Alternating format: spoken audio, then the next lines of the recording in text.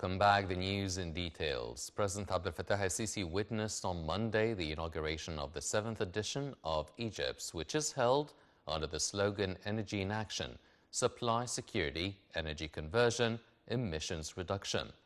During the inauguration, President el-Sisi said implementing renewable energy pledges in Africa is difficult due to the lack of funding, calling on international financing institutions in rich countries to provide low-cost funding to renewable energy projects. The President pointed out that some advanced countries failed to meet climate pledges made at Paris 2015. The head of state added that Africa has great renewable energy potentials that can generate thousands of megawatts, but is short in funding needed to launch such projects. President el-Sisi also asserted that Egypt had been incurring $9 to $10 billion yearly due to bad infrastructure and roads, but the problem was overcome in recent years through the huge spending allocated for these projects. 120 countries are attending Egypt's, which is held at El Manara International Exhibition Center in New Cairo over 3 days. President Abdel Fattah el-Sisi met with British Petroleum Chief Executive on the sidelines of Egypt's 2024 Egypt's largest energy exhibition. The President hailed the distinguished activity of the company and its growing investments in oil and gas exploration in Egypt, which complements state efforts to turn Egypt into a regional hub for power generation and exchange. The President also praised BP's activities in regards to the conversion into clean energy and emissions reduction. The head of state said Egypt looks forward to the British company's cooperation in generating green hydrogen. For his part, the executive of British Petroleum said his meeting with the President asserts the decades-long strategic partnership between Egypt and the company, which is one of the leading energy investors in the Egyptian market.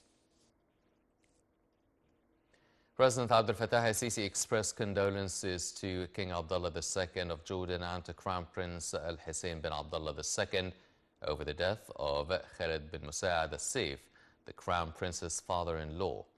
On his social media account, the President extended his condolences to the royal family and to the Jordanian people, calling on Almighty Allah to bestow patience on the family of the deceased.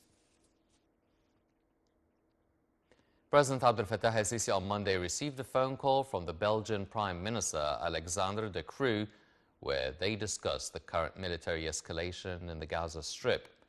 Presidential spokesman Councillor Ahmed Fahmy said that the phone call tackled the distinguished bilateral relations between Egypt and Belgium, as well as relations between Egypt and the European Union, which is now under the rotating presidency of Belgium. The phone call also tackled the situation in Gaza, where President el-Sisi reviewed the efforts exerted by Egypt in order to reach a ceasefire, achieve a prisoner swap, and allow humanitarian aid into the Palestinian Strip. During the phone call, the head of state hailed Belgium's stance supporting truce and rejecting the escalation in Gaza.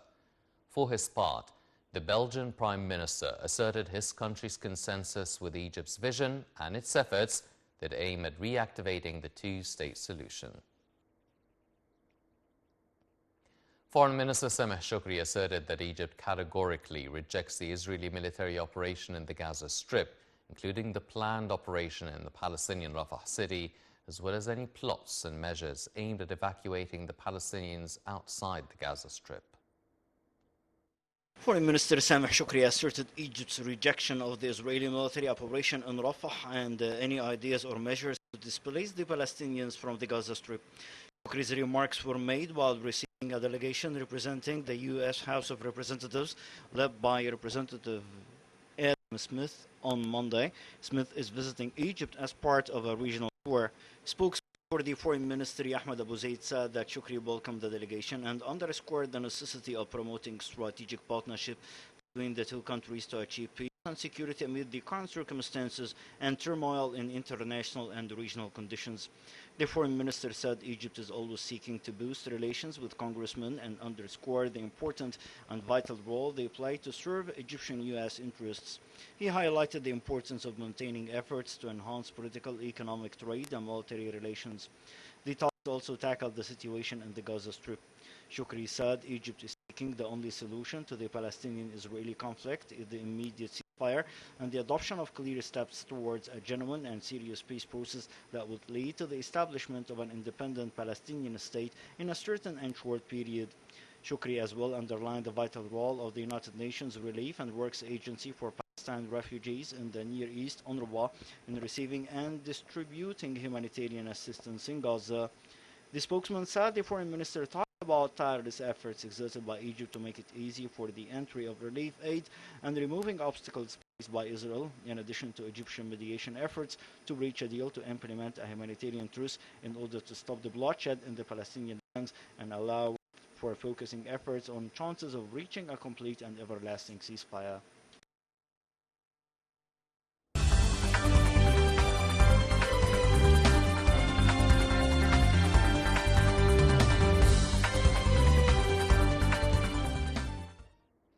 Welcome back. In the economic news, a top executive of the UAE state-owned Abu Dhabi National Oil Company on Monday said the company's strategy was anchored around gas output and that Egypt has been identified as a big market with a lot of potential. Musabeh Al-Kaabi, ADNOC's Executive Director for Low Carbon Solutions and International Growth, made his remarks at a conference in Egypt's energy show, Egypt's in Cairo. ADNOC last week said it would form a joint venture with global oil major producers in Egypt, focusing initially on natural gas projects. Egypt's stock market indices collectively went up in the trading session on Monday after selective purchasing operations by local and foreign investment funds reached high rates, exceeding profit-making sales by local investors and Arab investment funds. The benchmark EGX 30 index gained 1.12%. The EGX 70 index for small and medium businesses added 1.64%, while the broader EGX 100 index also went up by 1.4%. Meanwhile, the market capital of listed companies gained about £16 billion to close at £2.077 trillion.